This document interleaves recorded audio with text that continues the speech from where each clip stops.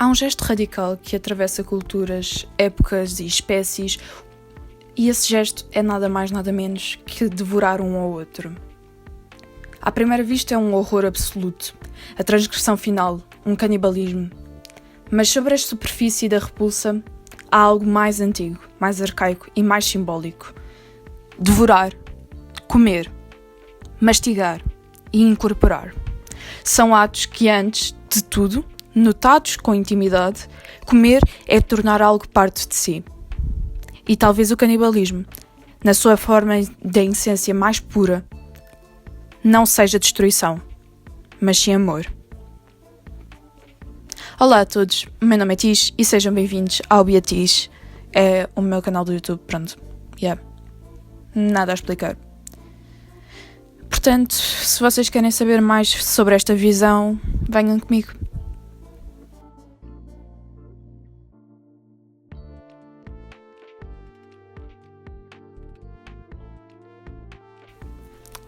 Na natureza, o canibalismo é comum, não é exceção.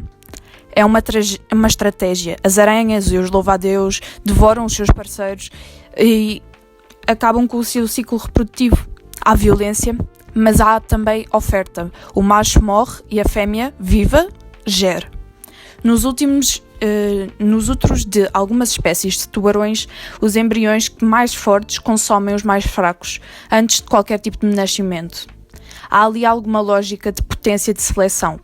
A vida alimenta-se da sua vida.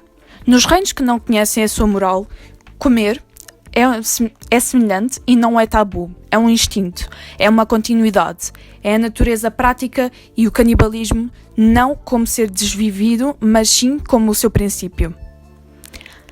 Entre os humanos, o canibalismo literal hoje em dia é considerado totalmente inaceitável e, no entanto, ele já ocupou papéis centrais na dinâmica de culturas espirituais e de diversos povos.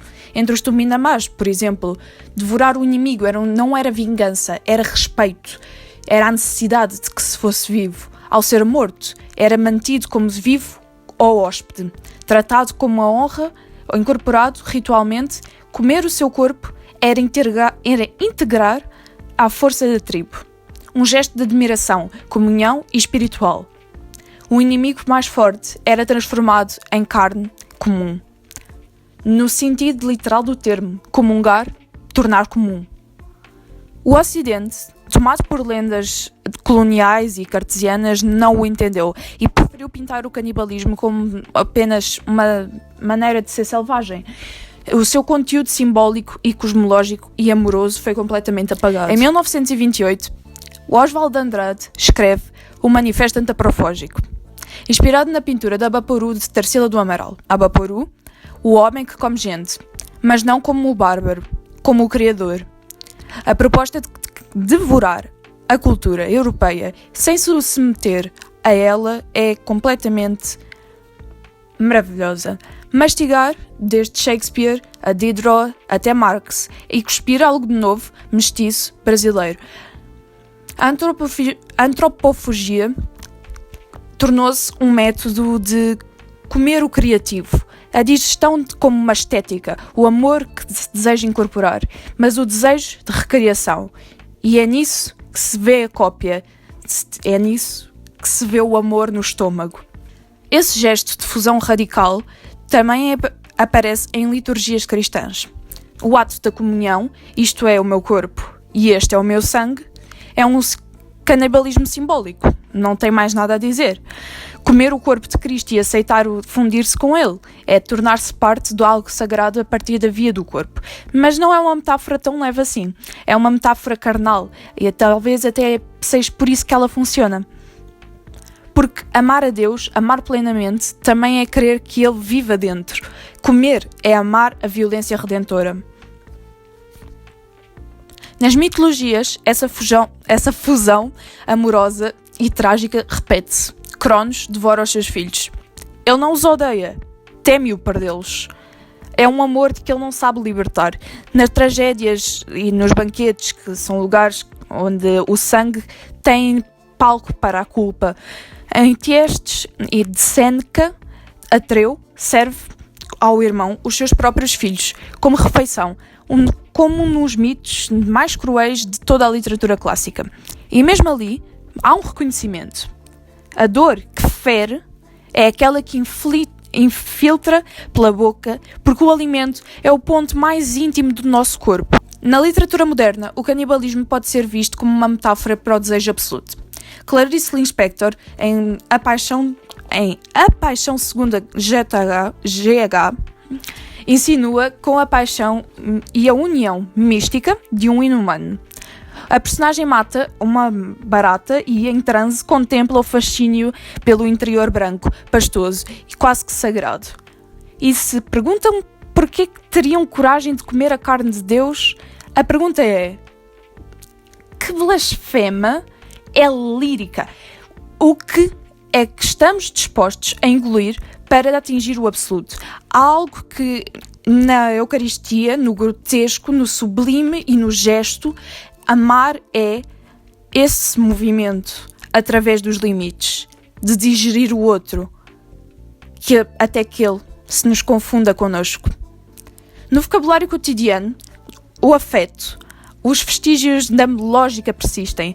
Dizemos: eu quero devorar-te, eu quero, oh, tu és uma delícia, eu quero te morder. É um desejo carnal, é um desejo amoroso e carnívoro, mas o toque de virar a boca para demonstrar o que eu sinto é nada mais nada menos do que querer essa fusão, querer o mastigar, querer o canibalismo. Afinal, o canibalismo simbólico não é uma metáfora exatamente para a dor do amor externo, mas sim àquele que não tolera a separação. Mesmo no luto, em alguns contextos, expressa-se completamente pelo consumo do corpo humano. Os povos da Fora e da Guiné praticavam o endocanibalismo, comiam os corpos dos mortos de forma a preservá-los. Não havia horror quanto a isso, havia saudade, havia carne, e ali não era o resto, era a lembrança, a presença do outro que se tornava interna, visceral, contínua, comer para não perder, amar até ao fim, ou para além dele. No cinema contemporâneo, retoma essas imagens com frequência. Os filmes como Raw and Bones, ou Bones and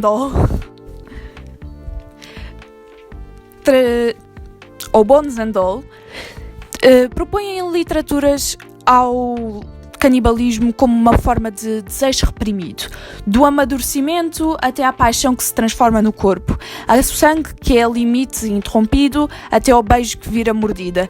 O amor é nada mais, nada menos do que querer morder, do que querer engolir.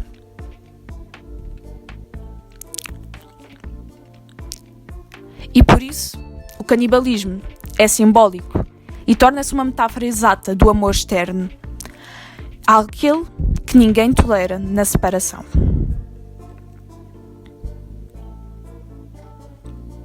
Na natureza, o ciclo fecha-se. A planta absorve o mundo animal morto. O animal, come o semelhante, a célula que engole uma à outra, a vida do canibal que é estruturada e talvez até na cultura humana que tenha de se tentar negar contra as regras, os tabus e os ritos, talvez não seja toda uma maneira de lidar com esta forma original, mas sim uma maneira de ser consumido, de ser devorado.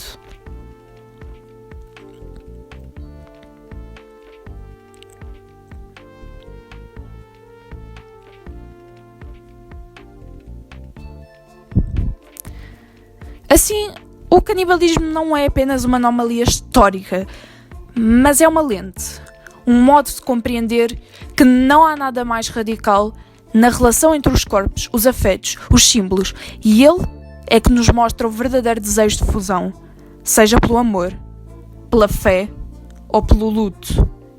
É o mais antigo que a moral, mais profundo que a razão. E talvez até se escandalize melhor o canibalismo que temos de hoje em dia. Ai, desculpem a câmera a tremer. E talvez até nos escandaliza melhor o canibalismo que não seja sangue, mas o espelho que é ele nos reflete tudo. E, no fundo, todos queremos ser o outro lá dentro. Queremos sentir a presença, não ao lado, mas sim dentro de nós. Queremos comer porque amar é comer, é a última instância, é recusar o fim, recusar a separação. Amar, talvez, seja o fim de tudo, o último canibalismo que ainda nos permitimos.